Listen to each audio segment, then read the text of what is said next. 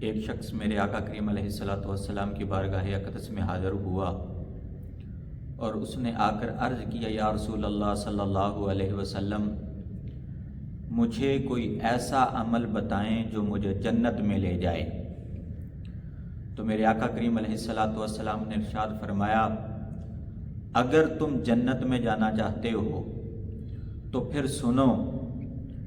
کہ اللہ کی عبادت کرو، اس کے ساتھ کسی کو شریک نہ کرو،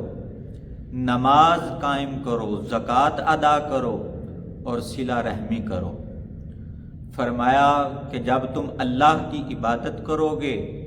اس کے ساتھ کسی کو شریک نہ کرو گے، نماز قائم کرو گے، زکوٰۃ ادا کرو گے، صلہ رحمی کرو گے، تو فرمایا اللہ رب العزت تمہیں جنت عطا فرمائے گا۔